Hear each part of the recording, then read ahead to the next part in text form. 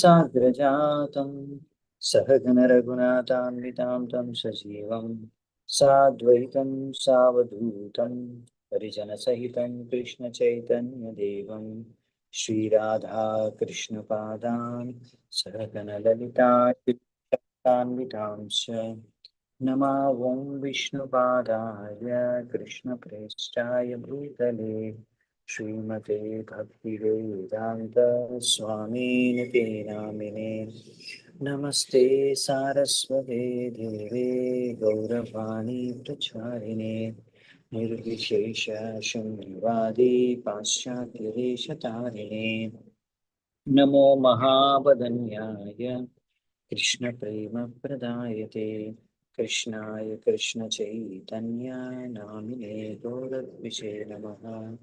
हे कृष्णा करुणा सिंधु दीनबंधु जगत्पते गोपेश गोपिका कांत राधा कांत नमोस्तुते तप्त कांचन गौरांगी राधे वृंदावनेश्वरी वृषभानुसुते देवी प्रणमामि हरिप्रिये नीलाचलनिवासाय नित्याय परमात्मने बलभद्रसुभद्राभ्यां जगन्नाथाय ते नमः। वाञ्छाकल्पतरुभ्यश्च कृपासिन्धुभ्य एव च पतितानां पावनेभ्यो वैष्णवेभ्यो नमो नमः। जय श्री कृष्ण चैतन्य प्रभु नित्यानंद श्री अद्वैत गदाधर श्रीवासादि गौरभक्तवृंद हरे कृष्णा कृष्ण कृष्णा हरे हरे हरे राम राम राम हरे हरे हरे कृष्ण। సో శ్రీమద్ భాగవతం 10వ స్కందం మొదటి అధ్యాయం 44వ శ్లోకం నుంచి కంటిన్యూ చేద్దామంట. సో ఇప్పటివరకు చూసాము కంసుడు అలా వసుదేవ ఇంకా దేవకి ఇద్దరు వివాహం జరిగిన తర్వాత వాళ్ళని సాగనంపడానికి స్వయంగా సారితేయి రథంలో తీసుకొని వెళ్తున్నారు. హఠాత్తుగా ఆకాశం అనేది అవుతుంది. దాని తర్వాత ఇప్పుడు వసుదేవు కంసుడు ఎందుకంటే చంపాలని డిసైడ్ అయిపోతారు వెంటనే దేవకిని అక్కడికక్కడే. అప్పుడు వసుదేవుడు ఇప్పుడు కాపాడుకోవడానికి దేవకిని ఎలాగైనా సరే కంసుడికి నచ్చ చెప్పడానికి ప్రయత్నిస్తున్నాడు, చంపొద్దు అనేసి. సో ఇప్పటికి చాలా లాజిక్ ఫిలాసఫీ అని చెప్పారు. చూద్దామంటే ఇప్పుడు ఇంకేం చేస్తారు మరి. 44వ నంబర్ శ్లోకం. తస్మాన్నకస్య చిత్రోహం ఆచరేత్ సతతా విదః ఆత్మనః క్షేమమన్విచ్చన్ ద్రోగ్ధుర్వై పరతో భయం. సో ఆయన చెప్పేది ఏంటంటే ఇక్కడ వసుదేవుడు, నువ్వు ఇలా పాపాలు చేసావనుకో ఇంకొకరి పట్ల ద్వేషంతో, తద్వారా ఏం జరుగుతుందంటే ఈ యొక్క జన్మలో మరియు వచ్చే జన్మలో కూడా నువ్వు దానికి శిక్ష అనుభవిస్తావు. కాబట్టి ఇలాంటి కార్యాలు చేయడం ఎందుకు?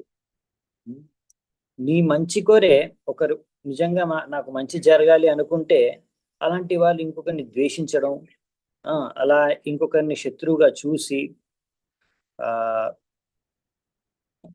వాళ్ళని చంపడానికి ప్రయత్నించడం, తద్వారా వారు ఇంకొకరికి భయాన్ని పుట్టించి వాళ్ళల్లో,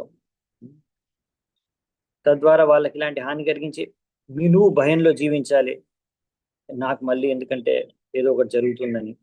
సో ఈ జీవితంలో నెక్స్ట్ జీవితంలో మళ్ళీ నీకు శిక్ష అనుభవించాల్సిందే. సో అలా భయపడుకుంటూ జీవించడం ఎందుకు? సో ఈ విధంగా కంసుడికి నచ్చజెప్పడానికి ప్రయత్నిస్తున్నాడు. ఇది నీకు కూడా మంచిది కాదు. నువ్వు ఇలా చంపేస్తే అది ఆ పాపం అనేది నీకు మళ్ళీ తిరిగి రియాక్షన్ వస్తుంది. నువ్వు మళ్ళీ ఆ శిక్ష అనుభవించాలి పాపాన్ని చేసినందుకు. కాబట్టి ఇలా నీ చెల్లెల్ని చంపడం ద్వారా అసలు నీకు మేలేం జరగదు, మంచి జరగదు అని చెప్తున్నారు. సో అందుకని ఇక్కడ ప్రభుపాదుల ద్వారా రాస్తున్నారు, అలా ఇంకొకరి పట్ల ద్వేషాన్ని పెంచుకొని ఈర్ష్యను పెంచుకొని అలా ఇంకొకరి పట్ల వాళ్ళకి హాని కలిగించాలని అలా వ్యవహరించడం అనేది కరెక్ట్ కాదు. దానివల్ల మనకే నష్టం జరుగుతుంది, మనకే కష్టం వస్తుంది దాని ద్వారా. కాబట్టి మనం ఎప్పుడైనా సరే భగవంతుడి సేవ చేసుకొని బతకాలి. తద్వారా ఏంటంటే మనకి భవిష్యత్తు ఈ జన్మలో వచ్చే జన్మలో కూడా బాగుంటుంది అనమాట, ఫ్యూచర్ బాగుంటుంది. సో ప్రభుపాదుల గారు ఒక చాణక్య పండిత్ ఒక శ్లోకం రాశారు ఇక్కడ. త్యజ దుర్జన సంసర్గం భజ సాధు సమాగం కురు పుణ్యం అహోరాత్రం స్మరణిత్యం అనిత్యతాం. అంటే త్యజించాలి ఎవరిది? దుర్జన సంసర్గం. సో దుర్జనులు అంటే రాక్షసులు గాని, అసురులు గాని, నాస్తికులు గాని, ఇటువంటి వారి సాంగత్యాన్ని మనం త్యజించాలి, త్యాగం చేయాలి. భజ సాధు సమాగమం, భజన చేయాలి సాధువుల యొక్క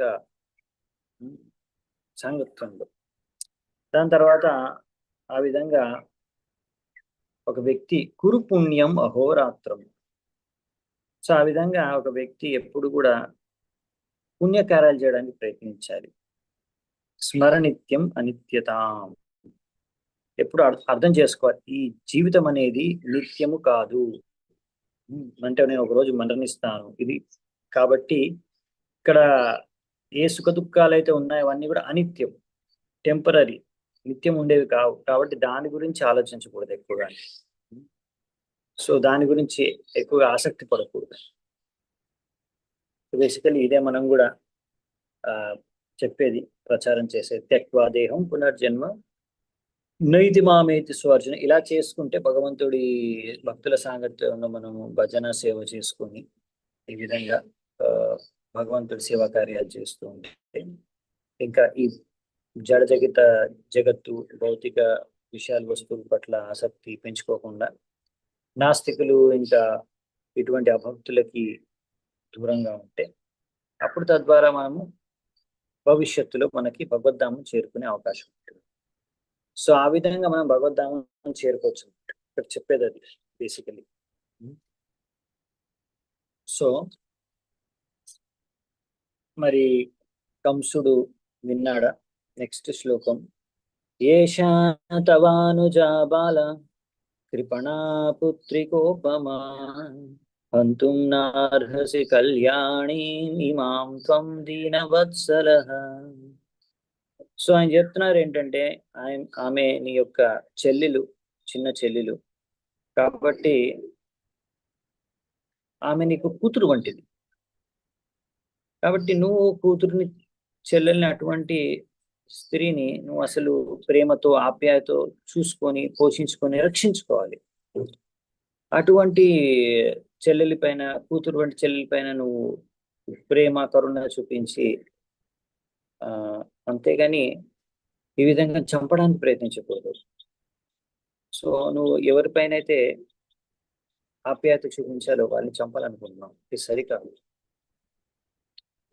సో ఇప్పటి వరకైతే ఇక చెప్పాల్సింది చెప్పేశాడు, అన్ని లాజిక్ ఫిలాసఫీ అంతా చెప్పారు. ఇప్పుడు మరి కంసుడు మరి ఆయన పైన మన ప్రభావం జరిగిందా చూద్దామంట. శుకదేవ్ గోస్వామి చెప్తున్నారు. శ్రీ శుక ఉవాచ ఏవం ససామభిర్వేదైర్ బోధ్యమానోపి దారుణః నన్యవర్తత కౌరవ్య పురుషాదాననువ్రతః. తో శుకదేవ గోస్వామి ఏం చెప్తున్నారంటే,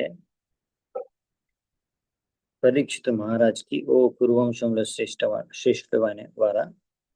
సో కంసుడు తను చాలా క్రూరమైన వ్యక్తి, ఇంకా రాక్షసుల్ని అనుసరించే మనస్తత్వం అయింది.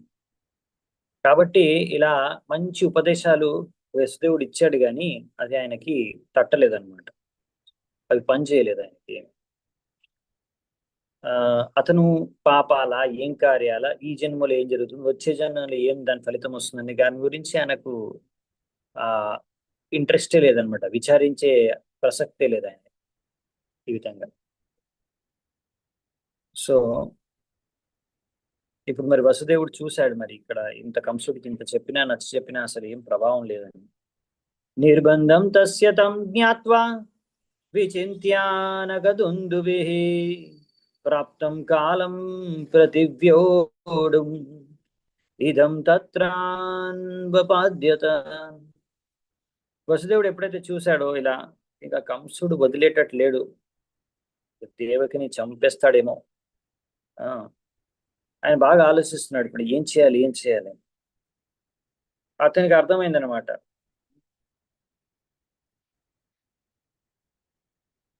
ఇంకొక ప్లాన్ ఏదో వేయాలి ఇప్పుడు కంసుడిని ఆపడానికి.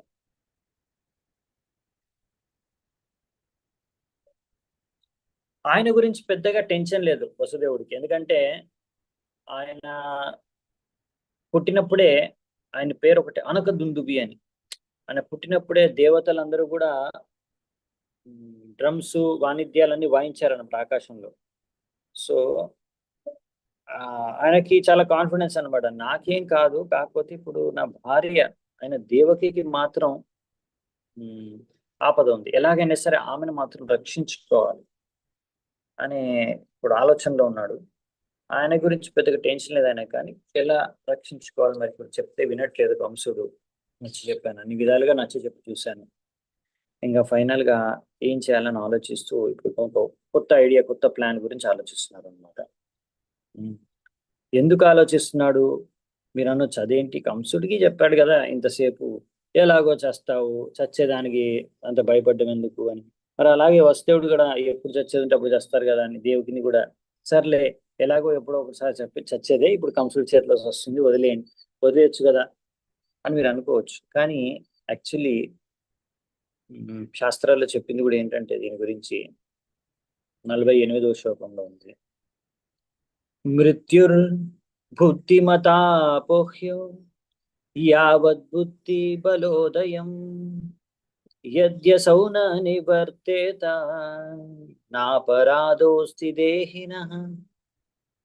సో ఎప్పటి వరకైతే నీకు బుద్ధి ఉందో, అలాగే బలం ఉందో, ఇలా బుద్ధి బలము ఉన్నంత వరకు ఒక వ్యక్తి తన మృత్యువుని ఆ జయించడానికి ప్రయత్నించాలి, అంటే మృత్యువు రాకుండా తను రక్షించుకోవడానికి ప్రయత్నించాలి.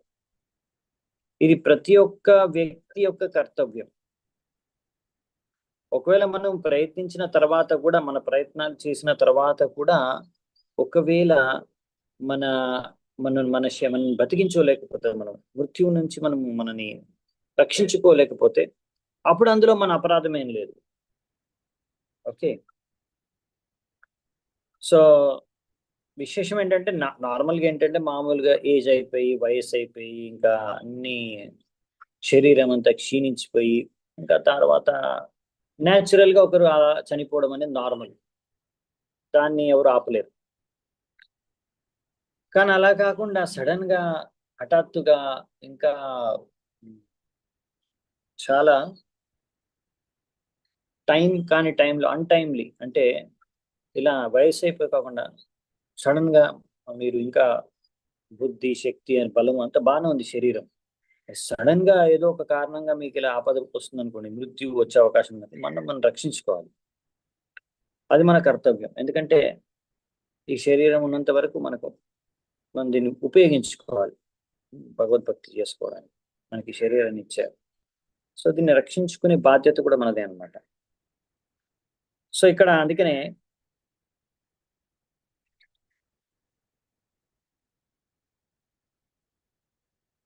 భక్తి చేసుకోవడానికి మనకు శరీరం కావాలి, జీవించి ఉండాలి, కాబట్టి మనం రక్షించుకోవడానికి ప్రయత్నించాలి. సో ఇంకా అంతేకాకుండా ఇప్పుడు వసుదేవుడి యొక్క భార్య దేవకి, ఆయన కర్తవ్యం ఆయన భార్యను రక్షించుకోవడం. సో ఆ ప్రయత్నం కూడా ఆయన చేస్తారు. సో నెక్స్ట్ ఇంకొక ఇట్లా కాదు, ఇంకా ఇట్లా ఐడియాలన్నీ చెప్పి, అన్ని లాజిక్ ఫిలాసఫీ అన్ని రకాలుగా నచ్చ చెప్పిన వినట్లేదు, నాకు ఇవన్నీ పనిచేయవు, సరే ఏదో ఒకటి ఇంకా నెక్స్ట్ వేరేది ఇంకోటి చేయాలి అని డిసైడ్ అయిపోతారు అన్నమాట. ఇంకా వేరే ఏమీ గత్యంతరం లేక ఇప్పుడు కంసుడికి ఇంకొక ఆయన ఐడియా చెప్తున్నాడు, ఇది వర్కౌట్ అవుతుందేమో అని. 49 మరియు 50 శ్లోకాల్లో ఉంది.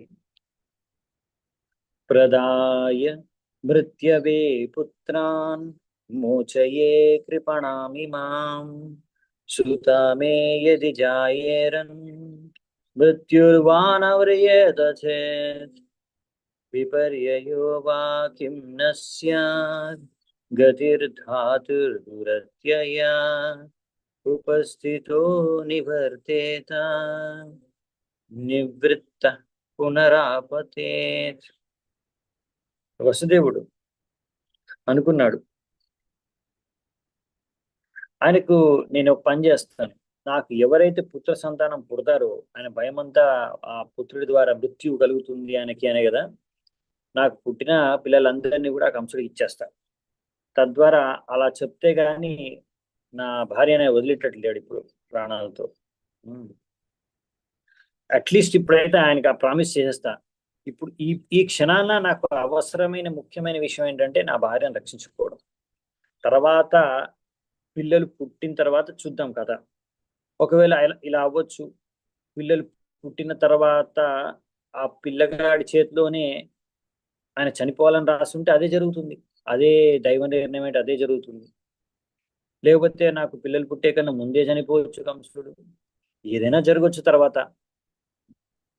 ఎందుకంటే అతను చావు మాత్రం ముందు నుంచే ఫిక్స్ అయింది కాబట్టి ఆ కంసుడు ఎలాగైనా నా పిల్లగాడి చేతిలో, నా యొక్క కొడుకు చేతిలో చస్తాడు, ఎవరో ఒక కొడుకు చంపుతాడు. కాబట్టి అది జరిగేదేదో భవిష్యత్తులో జరుగుతుంది కాబట్టి నేను ఇప్పుడు మాత్రం నా భార్యను రక్షించుకోవడానికి ఈ విధంగా నేను ఇప్పుడు ఆయనకి మాటిస్తాను. ఇలా మాటిస్తాను, నా పిల్లలందరినీ కూడా నీకు ఇచ్చేస్తాను అని మాటిస్తే అప్పుడు డెఫినెట్ గా వదిలేస్తారు దేవకిని. దాని తర్వాత ఎలాగో కంసుడు చచ్చిపోతాడు కాల ప్రమాణంలో. అది నా పిల్లల ద్వారా చనిపోతాడో ముందు చనిపోతాడో ఎప్పుడప్పుడు చనిపోతాడు, కానీ ఇప్పుడైతే నాకు మాత్రం ఈ ఆపద నుంచి నేను బయటపడగలను. సో అందుకనే భవిష్యత్తులో ఏదైనా అవ్వచ్చు, ఇంకా ఎవరు కూడా విధి రాసిన రాతను మార్చలేరు కాబట్టి ఇప్పటికైతే నేను నా భార్యను రక్షించుకోవడానికి ఈ పని చేస్తాను, ఈ విధంగా ఆయనకు ప్రామిస్ చేస్తాను అనేసి డిసైడ్ అయిపోతాడు కంసుడు. ఇంకా వేరే ఉపాయం కనిపించట్లేదు కంసుడికి. అందుకే ఫైనల్ గా ఈ డెసిషన్కి వస్తాడనమాట.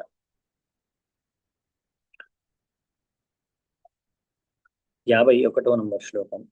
అగ్నేర్యతాదారు వియోగయోగయోర్ అదృష్టతోన్యన్న నిమిత్తమస్తి ఏవం హి జంతోరపి దుర్విభావ్యః శరీర సంయోగ వియోగ హేతు.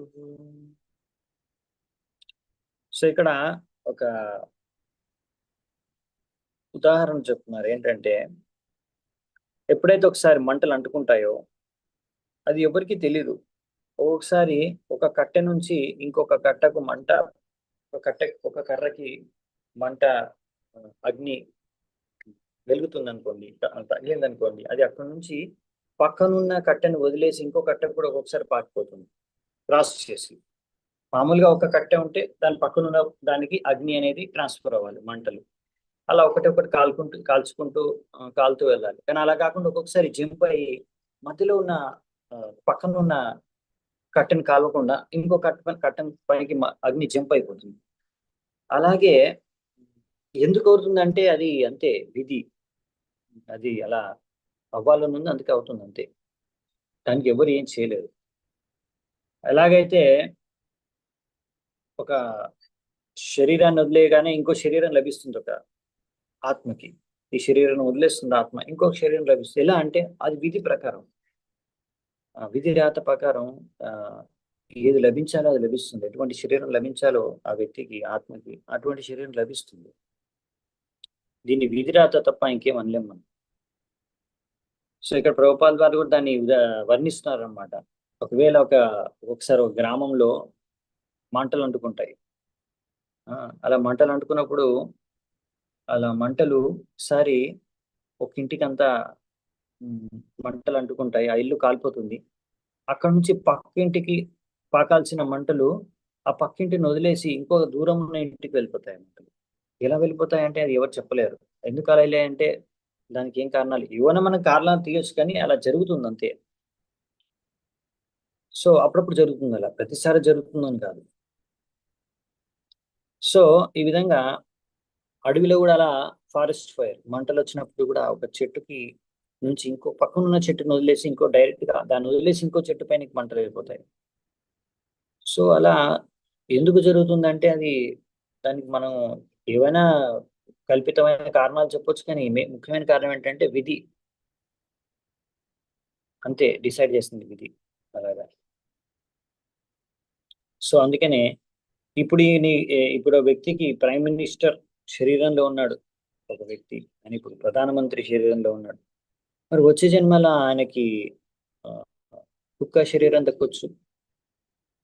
సో ఎందుకు అలా జరిగిందంటే అది మన చేతిలో లేదు, అది విధి డిసైడ్ చేసింది మనకి నెక్స్ట్ ఇది జరగాలని. అది జరిగిపోతుంది అంతే, వేరే ఇంకా లాజిక్ ఏం లేదక్కడ.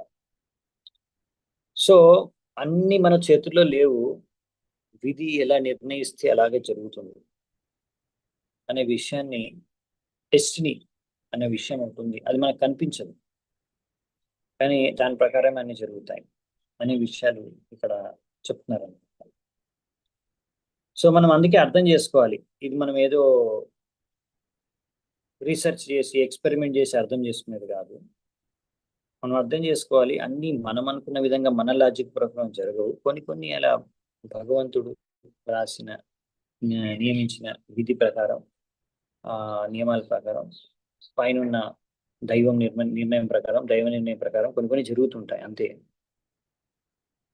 సో అన్ని కూడా యాక్చువల్లీ దైవ నిర్ణయం ప్రకారమే జరుగుతాయి.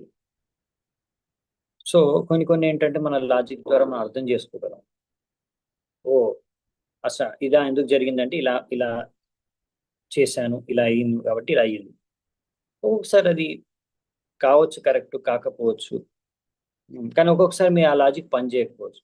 ఎందుకంటే మనం ఏంటంటే ఇప్పుడు మనకను కనిపించే విషయాలు బట్టి మనం అనుకుంటాం, ఓ సపోజ్ ఒకసారి మంచి వాళ్ళకు కూడా చెడు జరుగుతుంది, లేకపోతే మంచి వాళ్ళకు కూడా కష్టాలు వస్తాయి. అప్పుడు చాలా మంది అనుకుంటారు, ఎందుకు అతని కష్టాలు వచ్చాయి, అతను మంచి చేశాడు కదా, ఎప్పుడు ఎప్పుడు ఆయన మంచి సేవ చేశాడు, పుణ్యాలు చేశాడు, భక్తి చేశాడు, ఆయన ఎప్పుడు ఎవరికి అపకారం చేయలేదు, మరి అటువంటిప్పుడు ఆయనకి ఎందుకు కష్టం వచ్చింది, ఆయనకి ఎందుకు సమస్యలు వస్తున్నాయి, ఆయన ఎందుకు చనిపోయాడు అంటే మనం ఓన్లీ అది ఎందుకు చనిపోయాడంటే అది భగవంతుడి యొక్క కంట్రోల్లో ఉంది, మన కంట్రోల్లో లేదు. ఆ, అందుకనే మనం చూసేది ఏంటంటే ఓన్లీ ఈ జన్మలో కొన్ని సంవత్సరాల నుంచి మనము అతన్ని చూస్తున్నాం, అని భగవంతుడు తెలుసు ఆయన ఎన్ని జన్మలు ఏమేం చేశాడో. ఇప్పుడు ఎందుకు భగవంతుడు సపోజ్ చనిపోయాడు అనుకోండి, ఆ వ్యక్తి ఆ భగవంతుడు ఎందుకు అంటే ఆయన చనిపోయాడు ఎందుకు తీసుకెళ్ళిపోయాడు భగవంతుడు, ఆయనకి మృత్యువుని ఎందుకు ఇచ్చాడు, దానికి ఎన్నో కారణాలు ఉండొచ్చు, మనకు తెలియదు అది. ప్రతిసారి మృత్యు వస్తుంది అతనికి చెడు చేస్తుందని కూడా చెప్పలేము, అవునా. ఇప్పుడు మృత్యువు కానీ కంపల్సరీ అందరికి వస్తుంది. సో అది భగవంతుడు, అది దైవ నిర్ణయం అన్నమాట, భగవంతుడు నిర్ణయిస్తాడు అది, అది మన చేతుల్లో లేదు. అది ఎందుకు జరుగుతుందంటే దానికి ఎన్నో ఆ, భగవంతుడికి ఆ దైవానికి తెలుసు ఎన్ని జన్మల నుంచి ఏమేం జరుగుతూ ఏమేం కార్యాలు చేసుకుంటూ వచ్చారు, లేకపోతే దీని తర్వాత నెక్స్ట్ ఎక్కడ వెళ్తారు. అవునా, ఇప్పుడు వృత్రాసురుడు, ఆయన అసురుడు శరీరంలో ఉన్న మహాభక్తుడు, శుద్ధ భక్తుడు. ఆయన మరి ఏ చిన్న అంత పెద్ద తప్పేం చేయడు, ఏదో నవ్వినందుకు ఆయనకు ఆల్మోస్ట్ రాక్షసుడి శరీరం వచ్చి దాని తర్వాత ఆల్మోస్ట్ చనిపోవడం జరుగుతుంది. అదేంటి ఇంద్రుడి చేతిలో చనిపోతాడు, అది భగవంతుడి కోరిక, ఆయన తిరిగి వెంటనే రావాలి అని, తిరిగి భగవద్ధామానికి ఆయన వచ్చేయాలనేసి ఆ విధంగా ఒక లీల చేస్తాడు భగవంతుడు, చేసి తద్వారా ఆయన్ని భగవద్ధామానికి తీసుకెళ్ళిపోతాడు. సో తెలియదు మనకి అది. ఇప్పుడు పరీక్షితు మహారాజు చేసిన చాలా చిన్న తప్పు, దానికి ఆయనకు దండం మృత్యుదండ దొరికింది చెప్పాలంటే. ఏదో ఒక చచ్చిపోయిన పాముని ఒక ఋషి పైన వేసినందుకు, అది ఆకలితో దాహంతో అసలు ఆయన అడుగుతుంటే ఆయన ఏమి చెప్పట్లేదు అనేసి కొంచెం కోపం వచ్చి అసహనంతో సహించలేకపోయా, అప్పటికప్పుడు అలా చేశాడు. ఆ, ఆయనకి అంత పెద్ద ఆ చిన్న తప్పుకి మృత్యు రావడం అనేది యాక్చువల్లీ ఇల్లాజికల్ ఒక విధంగా చెప్పాలంటే. ఎందుకు జరుగుతుంది అలా, మళ్ళీ ఇప్పుడు పరీక్షిత్ మహారాజ్ ఇక్కడ 7 రోజులు ఇప్పుడు తిండి తిప్పలు ఏం లేకుండా అసలు నీళ్లు కూడా తాగకుండా పడుకోకుండా ఇప్పుడు వింటున్నాడు భాగవతం. ఇంకా నాకేం టెన్షన్ కూడా లేదు, నాకేమంత ప్రాబ్లం కూడా అవ్వట్లేదు అని చెప్తున్నారు. హాయిగా ఉన్నాడు. మరి అప్పుడు ఎందుకు తట్టుకోలేకపోయాడు దాహం? కొంచెం సేపు కూడా తట్టుకోలేకపోయాడు దాహం. ఇప్పుడేమో ఇన్ని రోజులైన దాహం ఆకలి అన్ని తట్టుకుంటున్నాడు. అఫ్కోర్స్ ఇప్పుడు కృష్ణ కథ వింటున్నాడు, కానీ పరీక్షిత్ మహారాజ్ ఎప్పుడు భక్తుడే, ఆయన ఎప్పుడు కృష్ణ భావనామృతమై ఉంటాడు. సో పాయింట్ ఏంటంటే అక్కడ భగవంతుడు అలా శుద్ధ భక్తుల జీవితంలో ఉమ్, భగవంతుడు యొక్క యోగమాయ భగవంతుడు కంట్రోల్లో ఉంటారు ఆయన. ఈ విధంగా ఇప్పుడు పరీక్షిత్ మహారాజ్ ఇంకా తిరిగి వచ్చేయాలి భగవద్ధామానికి, ఇంకా ఆయన ద్వారా అందరికీ భాగవతం లభించాలి అనే ఉద్దేశంతో, ఇంకా ఆయన గొప్పతనాన్ని కూడా అందరికీ తెలియజేయడానికి అలా ఉద్దేశంతో, ఇంకా ఒక మృత్యు సమయంలో ఏం చేయాలి ఒక వ్యక్తి అనే విషయాన్ని కూడా అందరికీ తెలియజేయడానికి ఇలా ఎన్నో కారణాల ద్వారా భగవంతుడు అలా కోరుకున్నాడు, అలా జరిగింది అంతే. సో శుద్ధ భక్తుల జీవితాల్లో భగవంతుడు డిసైడ్ చేస్తాడు ఎప్పుడు వచ్చేయాలి భగవద్ధామానికి అని, ఎప్పుడు చనిపోవాలి, లేకపోతే ఎప్పుడు మృత్యు రావాలి అని. అది అదే అభక్తులైతే వాళ్ళు చేసుకున్న పూర్వపు కర్మల వల్ల ఒక్కొక్కసారి వాళ్ళు ఈ జన్మలో చేయకపోవచ్చు పాపాలు, అవి పూర్వజన్మ పాపాల యొక్క ఫలితం కావచ్చు. సో ఒక వ్యక్తి అలా భక్తుడు కాని వ్యక్తి చనిపోవచ్చు అకాలంగా. సో బేసికలీ భక్తుడైనా అభక్తుడైనా ఎవరైనా సరే మృత్యు వస్తుంది. దానికి గల కారణం మనము ఇమీడియట్ రీజన్ మనం వెతికి మనకు దొరకకపోవచ్చు. ఎందుకు చనిపోయాడు సడన్ గా ఎందుకు చనిపోయాడు, ఇమీడియట్ రీజన్ మనకు దొరకకపోవచ్చు. కాకపోతే ఒకవేళ అతను భక్తి చేసుకుంటున్నాడు, బాగా భక్తి చేసుకుంటే మనం నిశ్చింతగా ఉండొచ్చు. ఆయనకి నెక్స్ట్ గతి అనేది మంచి గతి లభిస్తుంది, సద్గతి లభిస్తుంది అనేది గ్యారంటీగా మనము టెన్షన్ లేకుండా ఉండొచ్చు. ఓకే, సో అందుకనే ఇక్కడ విషయం ఏంటంటే ఇలా జరగవచ్చు అనమాట. అన్ని కారణాలు మనకు అర్థం కాకపోవచ్చు, ఎందుకంటే విధి డిసైడ్ చేస్తుంది. విధి డిసైడ్ చేసినప్పుడు అంతే అయిపోవాల్సిందే. సో అందుకే ఈ విధంగా వసుదేవుడు అనుకున్నాడు, ఏది జరిగేదంటే జరుగుతుంది. కంసుడు ఎప్పుడు చావాలో అప్పుడు చేస్తాడు, ఎవరి చేతిలో చావాలో చేస్తాడు. కాకపోతే ఇప్పుడు మాత్రం నేను నా కర్తవ్యం చేయడానికి ఇప్పుడు నేను ఈ విధంగా కంసుడికి ప్రపోజల్ ఇస్తానని డిసైడ్ అయిపోతాడు. ఏవం విమృశ్యతం పాపం యావదాత్మ నిదర్శనం పూజాయామాస వై శౌరిర్ బహుమానా పురక్షరం. ఈ విధంగా బాగా ఆలోచించి ఆయన తెలివితేటలతో బుద్ధితో ఎంతవరకు ఆలోచించగలిగితే అంతవరకు ఆలోచించి ఫైనల్ గా కంసుడికి ఎంతో సమ్మానపూర్వకంగా ఆ పాపాత్ముడైన కంసుడికి ఈ యొక్క ఫైనల్ ఆయన ఒక ప్రపోజల్ ముందు పెట్టాడు అనమాట. ఏమని పెట్టారంటే అది కూడా చాలా రెస్పెక్ట్ఫుల్ గా నవ్వుతూ, అంటే ప్రసన్న వదనాంభోజో నృశంసం నిరపత్రపం మనసా దూయమానేన విహసన్ ఇదమబ్రవీత్. సో వసుదేవుడు ముందు మనస్సు అయితే ఆల్రెడీ సంపూర్ణంగా చెప్పాలంటే ఆ దూయమానేన మనసా దూయమానేన అంటే మనస్సు మాత్రం చాలా ఇప్పుడు టెన్షన్ లో ఉంది. ఎందుకంటే ఇప్పుడు వాళ్ళ భార్య చచ్చిపోవచ్చు, ఒక క్షణంలో ఆమె చనిపోవచ్చు, అలాంటి పరిస్థితి. ఆయన ముందే కళ్ళ ముందే చనిపోయే పరిస్థితి. అయినా కానీ ఇప్పుడు కంసుని ఎలాగైనా సరే ఇప్పుడు ఆయన్ని ఆపాలి, అంటే ఆయన్ని సంతృష్టి పరచాలి. ఏదో ఆయన ఏం చెప్తే ఆయన శాంతపరుస్తాడు, శాంతమవుతాడు. అతనికి ఏమాత్రం సిగ్గు లేదు, ఎటువంటి పాపపుణ్యాలు లెక్క చేయట్లేదు. అటువంటి వ్యక్తిని ఎలా మరి శాంతపరచడం అని ఇప్పుడు ఆలోచిస్తూ ఫైనల్ గా ఈ ఐడియాతో నవ్వుకుంటూనే ప్రసన్న వదనాంబూజు అంటే బయటి నుంచి మాత్రం ఏదో ఆనందంగా అతనికి ఆనందంగా ఉన్నట్టు వ్యక్తం చేస్తూ బయటికి ముఖం పైన మాత్రం చిరునవ్వుతో ఆయన చెప్తున్నాడు ఇలా కంసుడితో. సో ఈ విధంగా అంటే ఇక్కడ ఏంటంటే విషయం, ఒక్కొక్కసారి అలా మన లోపల టెన్షన్ లో ఉన్న భయంలో ఉన్న బయటికి మాత్రం నవ్వుతూ కనిపించాలి. కొన్ని పరిస్థితుల్లో అలాంటి పరిస్థితులు వస్తాయి, అలాంటప్పుడు అలా ఉండాల్సి వస్తుంది. ఇప్పుడు కంసుడు ఆ విధంగా ఇప్పుడు ఉన్నాడు కాబట్టి ముందట ఇప్పుడు ఆయనకి ఎంతో టెన్షన్ ఉంది లోపల వసుదేవుడికి, ఆయన కానీ బయట నుంచి మాత్రం అసలు ఏమి టెన్షన్ లేనట్టు, ఏం జరగనట్టు పెద్దగా ఆయన వ్యక్తం చేస్తూ ఫేస్ నవ్వుకుంటూ ఆయన ప్రపోజల్ ఇస్తున్నాడు అనమాట. అంత డేంజరస్ సిచ్యువేషన్ లో కూడా. సో ఒక్కొక్కసారి ఇప్పుడు అలా చేయాలి, ఎందుకంటే ఇప్పుడు మరి వసుదేవుడు తన భార్యను రక్షించుకోవాలంటే ఇప్పుడు అలా వ్యవహరించాలి, అంటే అలాంటి ప్రపోజల్ ఇవ్వాలి కాబట్టి ఆయన ఇస్తున్నాడు. అంటే ఆయన చెప్పాలనుకున్నాడు, అంటే ఇప్పుడు ఏంటంటే ఆయన వ్యక్తం చేయాలనుకున్నాడు. అంటే మీకు మెయిన్లీ చెప్తాడు, అంటే ఈ ప్రపోజల్ ఇవ్వడానికి అంటే నాకేదో కష్టం ఏం లేదు, మీకు మెయిన్లీ మా పిల్లల ద్వారా మీకు మృత్యు కలుగుతుంది కదా, మా భార్య వల్ల అయితే కాదు కదా. సరే అయితే నేను పిల్లల్ని ఇచ్చేస్తాను, పుట్టగానే నీ పిల్లల్ని ఇచ్చేస్తాను, నువ్వు ఏమైనా చేసుకో, ఈమె చెప్పడం ఏం లాభం, వదిలే అని చెప్దామని మెయిన్ పాయింట్.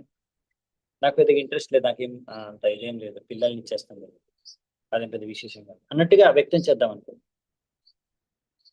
సో ఇక్కడ విషయం ఏంటంటే ఇలా కొన్నిసార్లు ఆయనకేమి ఇష్టంతో ఇవ్వట్లేదు పిల్లల్ని.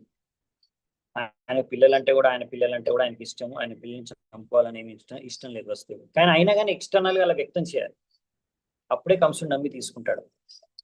సో బేసికలీ ఏంటంటే ఇప్పుడు వసుదేవుడు ఏంటంటే ఫస్ట్ ఇప్పుడు ఆయనకు ఇప్పుడు తెలుసు, ఇంకోటి ఏంటంటే ఒకవేళ విధి రాసి ఉంది కంసుడు నా కొడుకు చేతిలో చావాలని, భగవంతుడు నా కొడుకు రూపంలో కృష్ణుడు నాకు పుడతాడని. సో పుడతాడు, ఎవరు ఆపలేరు దాన్ని. కాబట్టి దానికి ఫస్ట్ నాకు ఇప్పుడు కొడుకు పుట్టాలి అంటే ఫస్ట్ నా భార్యను రక్షించుకోవాలి కదా, అప్పుడే మరి కొడుకు పుట్టేది నాకు దేవకి నుంచి. సో అందుకనే వసుదేవుడు ఇప్పుడు ఆలోచించేది ఏంటంటే ఫస్ట్ నా భార్యను రక్షించుకోవాలి ఎలాగైనా సరే, అప్పుడే కదా కృష్ణుడు పుట్టే తర్వాత. అంటే కృష్ణుడు యొక్క కార్యాలని ఏదైతే కృష్ణుడు తలుచుకున్నాడో దైవం విధి, ఆ కార్యాలని సిద్ధం చేయడానికి కృష్ణుని రక్షించుకోవడం అంటే ఈ విధంగా ఇక్కడ కృష్ణుడి యొక్క ఉద్దేశాన్ని పూర్తి చేయడం కోసం ఒక్కొక్కసారి ఈ విధంగా డుప్లీషియస్ అంటే లోపల ఒక రకమైన ప్రాబ్లం ఉన్న బయట ఇంకో రకంగా ప్రవర్తించడం, ఇది కపటితనం అనొచ్చు ఒకరు. అరే వీడు యాక్టింగ్ చేస్తున్నాడు, లోపల నుంచి మాత్రం ఇంత టెన్షన్ ఉండి భయం ఉండి బయటికి మాత్రం ఏదో నవ్వుతూ ఏం జరగనట్టుగా, అదేదో పెద్ద విశేషంగా కాదు, నా పిల్లల్ని ఇచ్చేస్తాను చంపుకోను అని ఈజీగా చెప్పేస్తున్నాడు అని యాక్టింగ్ చేస్తున్నాడు అని అనుకోవచ్చు. కానీ ఇప్పుడు అక్కడ అవసరం అనమాట, ఎందుకంటే కృష్ణుడి యొక్క ఉద్దేశాన్ని సంరక్షించడం కోసం, కృష్ణుడి కోసం అలా ఒక్కొక్కసారి భక్తులకు చేయవలసి రావచ్చు. ప్రభుపాల ద్వారా రాస్తున్నాడు. ఎందుకంటే వసుదేవుడు విన్నాడు ఇలా భగవంతుడు అష్టమ సంతానం రూపంలో వచ్చి కంసుడిని చంపుతాడని, కాబట్టి ఎలాగైనా సరే నేను ఇప్పుడు దేవకిని రక్షించుకోవాలి ఆ విధంగా. అంటే ఇక్కడ అదే ప్రభుపాల ద్వారా రాస్తున్నారు. మరి అన్ని కృష్ణుడు అనుకున్నట్టు, కృష్ణుడు నిర్ణయించినట్టు అన్ని జరుగుతాయి కదా, అన్ని కృష్ణుడు కంట్రోల్లోనే ఉంటాయి కదా, మరి భక్తుడు ఎందుకు ప్రయత్నించాలి అని ఎవరైనా అడగొచ్చు. ఎందుకు వసుదేవుడు అంత ప్రయత్నిస్తున్నాడు? కృష్ణుడు అంటే దైవం నిర్ణయించింది అనుకో, ఒకవేళ దేవకి పుత్రుడు నుంచి కంసుడు చనిపోతాడు అష్టమ సంతానం నుంచి అని ఆల్రెడీ దైవవాణి అయిపోయినప్పుడు, ఆకాశవాణి అయిపోయినప్పుడు అది కృష్ణుడు అన్నాడంటే అనుకున్నాడంటే జరగాల్సిందే కదా. మరి దానికి వసుదేవుడు ఎందుకు అంత టెన్షన్ తీసుకుంటున్నాడు? వసుదేవుడు అంత ప్రయత్నించడం ఎందుకు? అది ఏదో జరిగేది ఎలా జరుగుతుంది కదా, మళ్ళీ వసుదేవుడు మధ్యలో ప్రయత్నించినందుకు అనేసి ఒక విధంగా ఒకరు అనొచ్చు. కానీ ఇక్కడ చెప్పేది ఏంటంటే ప్రభుపాల్ గారు, ఒక భక్తుడు అన్ని కృష్ణుడు ముందు నుంచి అరేంజ్ చేస్తాడు, అవునా? ఎలాగైతే ఇక్కడ ప్రభుపాల్ ద్వారా ఉదాహరణ ఇస్తున్నారు అర్జునుడి విషయంలో, మొత్తం ఫిలాసఫీ అంతా భగవద్గీత అర్జునుడికి చెప్పాడు. మరి అంతా కృష్ణుడి కంట్రోల్లో ఉంటే భగవంతుడు విశ్వరూపంలో అర్జునుడికి చూపిస్తాడు. ఏం చూపిస్తాడంటే అందరూ చనిపోతున్నారు, అర్జునుడు చూస్తాడు. ఈ దుర్యోధనుడు గాని, కర్ణుడు గాని, ఇంకా భీష్మ పితామహ కానీ, ద్రోణాచార్యులు కానీ, కౌరవులు అందరూ, ఇంకా చాలా మంది సైన్యం, వీళ్ళు ఇరుపక్షాల ఎంతో మంది అలా చచ్చిపోతున్నట్టు కనిపిస్తుంది ఆయనకి విశ్వరూపంలో. సో బేసికలీ ఏంటంటే కృష్ణుడు చూపించింది ఏంటంటే అర్జునుడికి అందరూ ఆల్రెడీ ఫిక్స్ అయిపోయారు, నేను ఆల్రెడీ డిసైడ్ చేస్తాను అందరూ చనిపోతారని. సో నువ్వు మాత్రం నిమిత్తుడివై, నిమిత్త మాత్రం భవసవ్యసాచి, నువ్వు నిమిత్తుడివై వ్యవహరించు అని. అంటే విషయం ఏంటంటే ఇది ఎలాంటిదంటే పాయింట్, ఎలాగో జరుగుతుంది అది, భగవంతుడు కృష్ణుడు డిసైడ్ చేశాడంటే అది జరుగుతుంది. మరి నేను ఎందుకు ప్రయత్నించాలి అది జరగడానికి? ఎలాగో జరిగేదానికి నేను ప్రయత్నం చేసి ఏం లాభం అంటే, ప్రయత్నించాలి. ఎందుకు ప్రయత్నించాలి? ఎందుకంటే అది ఎలాగో అలా జరుగుతుంది. ఎలా జరుగుతుంది? కృష్ణుడు ఎలాగైనా జరిపిస్తాడు, ఎవరి ద్వారా అయినా చేస్తాడు. అర్థమైందా? అంటే కృష్ణుడు ఆ కార్యాన్ని చేయాలని ఫిక్స్ అయిపోయాడు. సో మనకు అది తెలిసిందనుకోండి, ఎవరో ఒకరి ద్వారా కృష్ణుడు చేస్తాడు, అది నేనే అవ్వకూడదు, ఎందుకు నాకు ఆ ఛాన్స్ ఎందుకు రాకూడదు, నేను ఎందుకు ఆ ఛాన్స్ తీసుకోకూడదు అని ఒక భక్తుడు ఎలాగో కృష్ణుడు తలుచుకున్నాడు ఇది జరగాలి అని జరుగుతుంది. ఇప్పుడు ప్రచారం కృష్ణుడు అనుకున్నాడు, ఈ కలియుగంలో చైతన్య మహాప్రభు రూపంలో వచ్చేసి నేను ప్రచారం చేయాలి, విశ్వవ్యాప్తంగా ప్రచారం జరుగుతుంది కలియుగంలో. నెక్స్ట్ 10,000 సంవత్సరాలు జరుగుతుంది, జరుగుతుంది అంతే, కంపల్సరీ జరుగుతుంది. ఎలా జరుగుతుంది? మరి నేను ఎందుకు చేయడం? అది ఆల్రెడీ భగవంతుడు అనుకున్నాడు కాబట్టి అది జరగాల్సిందే. అది ఎలా జరుగుతుంది? భగవంతుడు జరుగుతుంది, ఎవరో ఒకరు ద్వారా జరుగుతుంది. సో నిమిత్త మాత్రం అవ్వాలి మనం, ఎవరో ఒకరి ద్వారా అది జరుగుతుంది అనమాట. సో ఒకవేళ మనము ఆ ఇంట్రెస్ట్ చూపించామనుకోండి, మనం ప్రయత్నించామనుకోండి, ఇంకా సిన్సియర్గా మనం నేను మీ ఇన్స్ట్రుమెంట్ అవుతాను, నేను మీ నిమిత్తుడిని అవ్వాలనుకుంటున్నాను, సో భగవంతుడు మిమ్మల్ని నిమిత్తుడు చేస్తారు. సో తద్వారా ఆ విధంగా మనం నిజంగా అలా భగవంతుడి యొక్క ఉద్దేశాన్ని పూర్తి చేయాలనే సరైన చేతనతో మనకుంటే, భగవంతుడు మనకు ఓకే ఫైన్, దానికి చాలా ఇంట్రెస్ట్ ఉంది, నేను ఎలా చేయాలని ఫిక్స్ అయ్యాను, ఎవరి ద్వారా చేయించాలని చూస్తున్నారు భగవంతుడు. సో ఎవరికి ఎక్కువ ఇంట్రెస్ట్ ఉంటే వాళ్ళకి ఇచ్చేస్తారు ఛాన్స్, అలా అనమాట. మీకు ఇంట్రెస్ట్ లేకుండా మీరు చేయకండి, అది జరుగుతుంది, ఇంకోరి ద్వారా జరుగుతుంది, అలా అనమాట. ఇప్పుడు ఇక్కడ వసుదేవుడు రక్షించలేదనుకో దేవకికి, దేవకి రక్షింపబడుతుంది, దేవకి రక్షింపబడుతుంది. వసుదేవుడు రక్షించకపోతే ఇంకో కారణం, ఇంకొక ద్వారా, ఇంకొక ఏదో ఒక విధి విధానం ద్వారా భగవంతుడు రక్షించేస్తారు దేవకిని, రైట్? కానీ ఒక భక్తుడు అలా అందరికి ఛాన్స్ దొరకదు. ఇప్పుడు అక్కడ ఛాన్స్ ఉంది, దేవకిని రక్షించుకునే ఛాన్స్ వసుదేవుడికి ఉంది. సో ఇంకా అతని బాధ్యత కూడా అది. Krishna conscious point of view, కృష్ణుడు అనుకున్నాడు ఆమె గర్భం నుంచి రావాలి అని, కాబట్టి ఆమెను రక్షించాలి, ఆ విధంగా కూడా ఆలోచించి అదొక సేవగా ఆలోచించి కూడా చూడొచ్చు అన్నమాట భక్తులు. సో అది నేను ప్రయత్నిస్తాను, ఎందుకంటే ఇప్పుడు నాకు అవకాశం ఇచ్చారు కృష్ణుడు సేవ చేసుకోవడానికి. ఆయన యొక్క సేవ అంటే ఏంది? ఆయన ఏది చేయాలనుకుంటున్నాడో అది, దానికి మనం నిమిత్తం అవ్వడం, అలా అన్నమాట. సో అర్జునుడి సేవ ఏంటి? కృష్ణుడు యుద్ధం జరగాలి, ఈ యుద్ధం ద్వారా అందరూ నాస్తికులు, అధర్మం వైపు ఉన్న వాళ్ళందరూ చనిపోవాలి అని ఆయన ఫిక్స్ అయిపోయాడు. సో ఆయన ఆల్రెడీ డిసైడ్ అయిపోయా జరుగుతుంది ఎలాగో. సో ఇప్పుడు ఏంటంటే అర్జునుడి క్రెడిట్ ఏంటంటే, అలా కృష్ణుడు అనుకున్నదే అది జరగడానికి ఆయన వంతు ఆయన దానికి తోడ్పడడం, సహాయం చేయడం, లేకపోతే ఆ నిమిత్తుడు అవ్వడం, ఆ కార్యం కంప్లీట్ అవ్వడానికి. సో ఇది చాలా ఇంపార్టెంట్ పాయింట్ అనమాట. ఒకసారి చాలా మంది అనుకుంటారు నేను ఎందుకు చేయాలి, ఎలాగో జరుగుతుంది కదా. సో జీవితంలో ఈ భగవద్గీత లేకపోతే ఈ ఆధ్యాత్మికం అనేది ఒకరిని సోమరిపోతుని చేయకూడదు, లేజినెస్ రాకూడదు వ్యక్తిలో. దీని ద్వారా మనము ఏంటంటే మనం ఎలాగో ఏదైతే ఎవరి కోసమో చేసేదానికన్నా భగవంతుడి కోసం చేయాలి. అలా మన ఇంద్రియ తృప్తి కోసం కష్టపడే కన్నా భగవంతుడి యొక్క ఇంద్రియ తృప్తి కోసం కష్టం. సో అదనమాట, అదొక్కటి ట్రాన్స్ఫర్ చేయాలి మన జీవితంలో.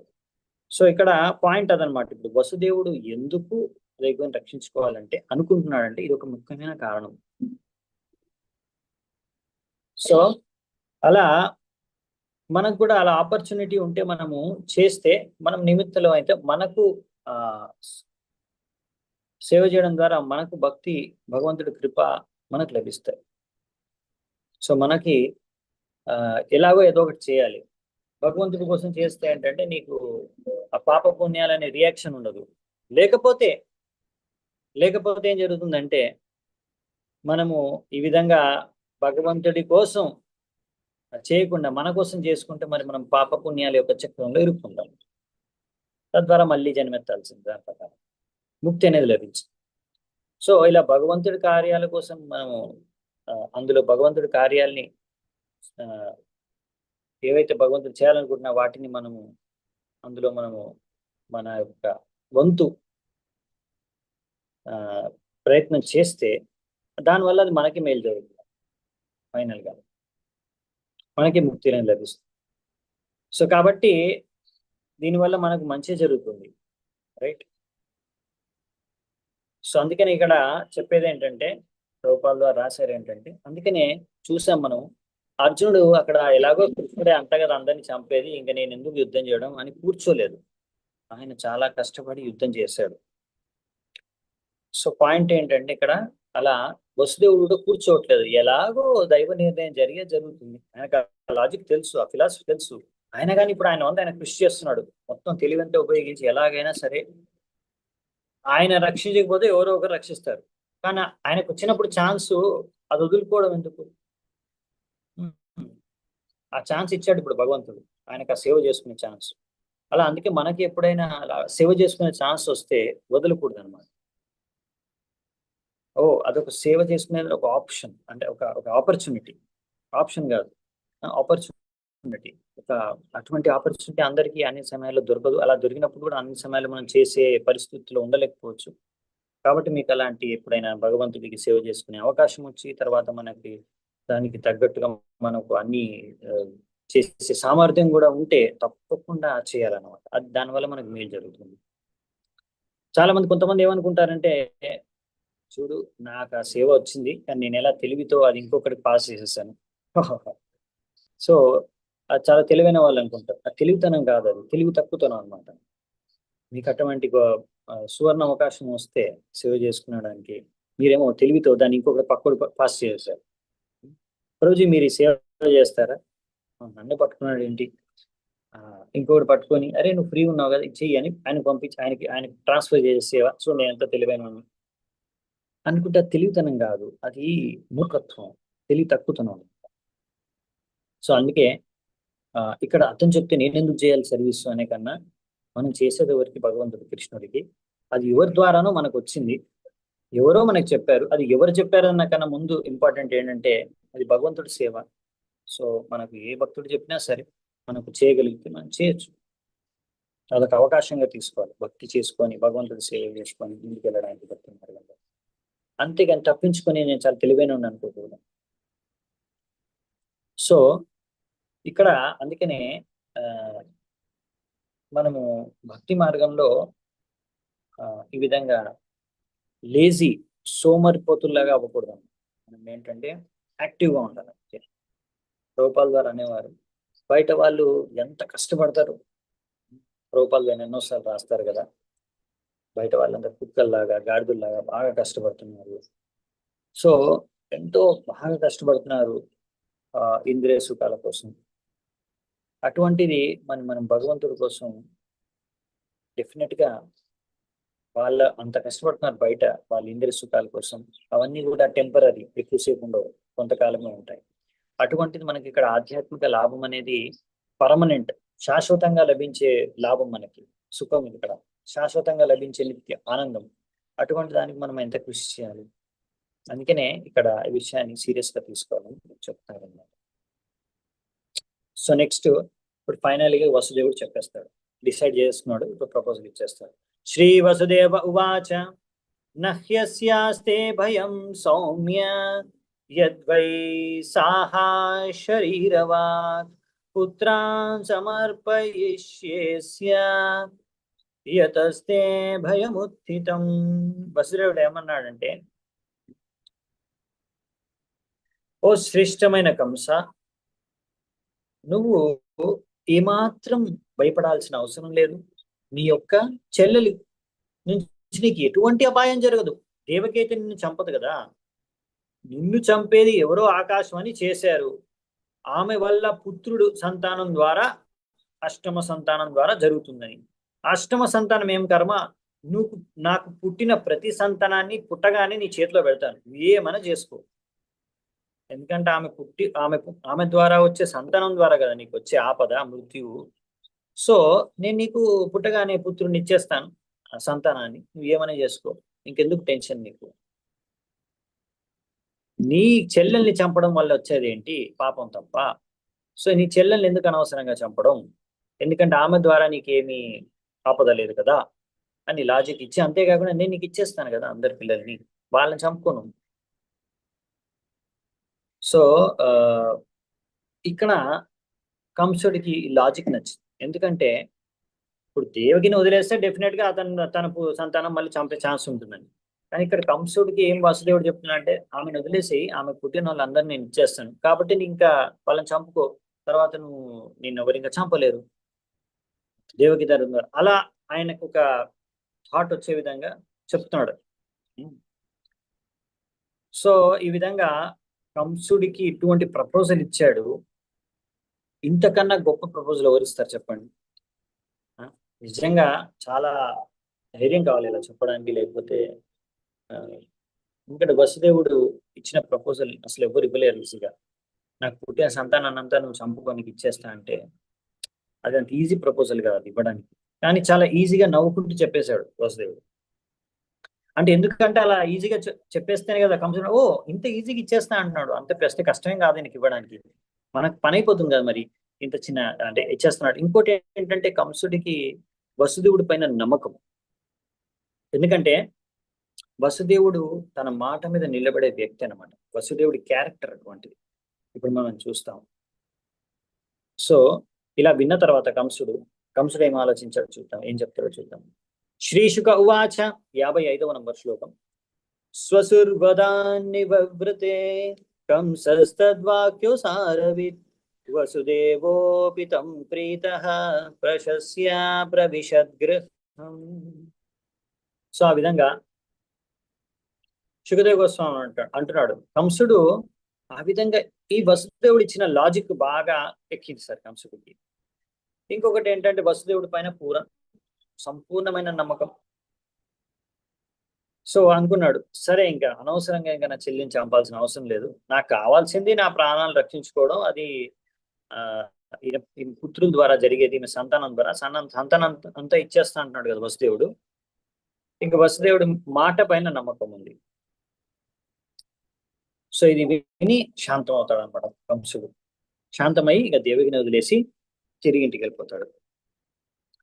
సో ఇక్కడ విశేషమైన విషయం ఏంటంటే కంసుడు అటువంటి క్రూరమైన రాక్షసుడు, అసురుడు వంటి వ్యక్తి, ఆయన కూడా వసుదేవుడిని నమ్మాడంటే వసుదేవుడి క్యారెక్టర్ ఎంత గొప్పది, వసుదేవుడి యొక్క చరిత్ర క్యారెక్టర్ ఎంత గొప్పదో అర్థం చేసుకోవచ్చు. అంటే శుద్ధ భక్తుడైన వసుదేవుడు వంటి వాడు కంసుడు వంటి అసురుణ్ణి కూడా అంటే సంతుష్టి పరచగలడు. ఇంకా ఆయన మాటల పైన అట్లాంటి అసురులు కూడా నమ్మేస్తారు. సో ఇలాంటి గొప్ప లక్షణాలు శుద్ధ భక్తుల్లో ఆటోమేటిక్ గా ఉంటాయి అన్నమాట. యస్యాస్తి భక్తిర్ భగవత్యకించన సర్వే గుణైస్తత్ర సమాసతేసుడా.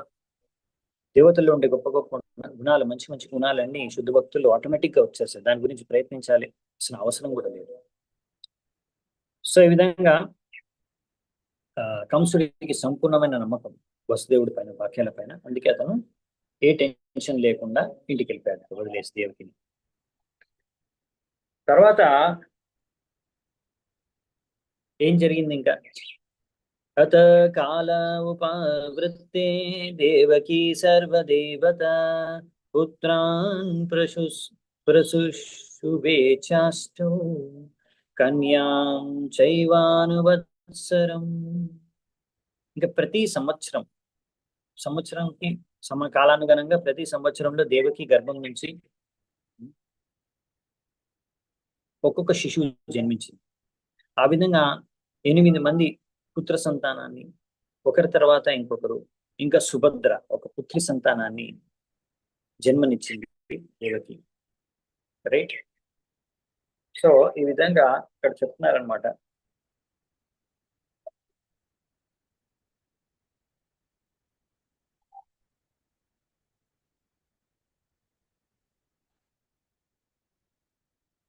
ఇప్పుడు బేసికల్ ఏంటంటే దేవుడు ఇంకా దేవతల తల్లి అని చెప్పారు. దేవకి సర్వదేవత సో ఒక విధంగా అందరు దేవతల యొక్క దేవుడి యొక్క తల్లి దేవకి అని చెప్తున్నారు. ఎందుకంటే ఇప్పుడు దేవకి గర్భం నుంచి కృష్ణుడు పుడతాడు. కృష్ణుడు దేవాది దేవుడు, మిగతా దేవతలందరూ కృష్ణుడి నుంచే వచ్చారు. అవునా? సో ఎనీవే, సో కృష్ణుడు దేవాది దేవుడు అనే విషయాన్ని ఇండైరెక్ట్ ఇక్కడ విషయం చేస్తున్నారు అన్నమాట. సో కృష్ణుడిని మనం పూజిస్తే అన్ని దేవతల్ని పూజించిన వాళ్ళం అవుతాం అనే విషయం ఇక్కడ చెప్తాం. ఇంకా ఇంకో శ్లోకం చూద్దామంటే దాని తర్వాత ముగిద్దాము. 57th. సో ఇప్పుడు 1 by 1 చెప్తారు. ఇప్పుడు 8 మంది పుత్రులు, ఒక సుభద్ర పుట్టింది, పుత్రి అని చెప్పారు. కానీ ఇప్పుడు 1 by 1 ఏం జరిగింది అసలు అని చెప్తారు. ఆ కీర్తిమంతం ప్రథమజం కంసాయన కదునుందుభిః అర్పయామాస కృచ్ఛ్రేణ సోనృతాది విహ్వలః. వసుదేవుడు ఇప్పుడు కూడా మాట తప్పడం, ఆయనకు చేసిన మాటని తప్పుడు, ఆ మాట చేసిన మాటని, ఇచ్చిన మాటని ఎప్పుడు కూడా తప్పడు, ఇచ్చిన మాటని నిలబెట్టుకుంటాడు. అలా నేను ఇచ్చిన మాటను తప్పుతాననే భయంతో కంసుడు దాంతోనే డిస్టర్బ్ అయిపోతాడు, ఆ థాట్ వస్తుంది. అందుకనే ఇప్పుడు కంసుడికి మీరు అనొచ్చు, అరే ఎవరైనా పుట్టిన కొడుకుని అలా ఇచ్చేస్తాడు కంసుడికి పుట్టగానే, అసలు ఆయనకి ఎంత నిర్దయుడు వసుదేవుడు, అతనికి తన పుత్రుడి పైన ప్రేమ లేదా, అలా అలా ఇచ్చేస్తాడు, అంత కూడా ప్రేమ లేదా అని అనుకోవచ్చు. ఉంది ఆయనకి ప్రేమ, అందుకే ఆయనకు చాలా కష్టం కలుగుతుంది ఇక్కడ. అందుకే రాశారు ఇక్కడ, చాలా కష్టం అనిపిస్తుంది ఆయనకి. అయినా కానీ ఎంత కష్టం అనిపించినా కానీ ఆ కష్టాన్ని ఎదుర్కొని, ఎందుకంటే ఇలా ఇచ్చిన మాట తప్పకూడదు అనే భయంతో, ఇచ్చిన మాట తప్పిన మాట వస్తుందనే భయంతో, అది కరెక్ట్ కాదు కాబట్టి, ఇచ్చిన మాట తప్పకూడదు కాబట్టి వసుదేవుడు ఎంత బాధ కలిగిన ఆయన మొదటి సంతానం, ఆయన పేరు కీర్తిమాన్, మొదటి సంతానాన్ని వెళ్ళి కంసుడి చేతిలో పెట్టేశాడు. సో ఆ విధంగా ఆల్రెడీ అతని పేరు కూడా పెట్టేశారు కీర్తిమాన్ అని, ఎందుకంటే పుట్టగానే సంస్కారాలు ఉంటాయన్నమాట. బ్రాహ్మణుల్ని పిలిచి నామకరణం చేయాలి. సో మొదటిగా నామం అనేది పెట్టేసేయాలి, పేరు. సో ఆ పేరు పెట్టారు. దశవిధ సంస్కారాల్లో ఇలా నామకరణం చేయించారనమాట. సో ఈ విధంగా వసుదేవుడు నామకరణం తర్వాత వెంటనే కీర్తిమాన్ అని పేరు పెట్టి కంసుడి చేతిలో పెట్టేస్తారు తీసుకెళ్ళి. ఇప్పుడు దీని తర్వాత ఏం జరిగింది అనే విషయాలు మనం రేపు చూద్దామంట. కంసుడు ఏం చేశాడు, తర్వాత ఏమన్నాడు అని చూద్దాం.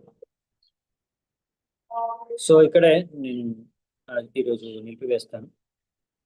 శిల ప్రభుపాద్ కీ జై, శ్రీమద్ భాగవతం కీ జై, సమవేత భక్త వృంద కీ జై, తాయి గౌర్ సీతారాం ప్రేమానందే.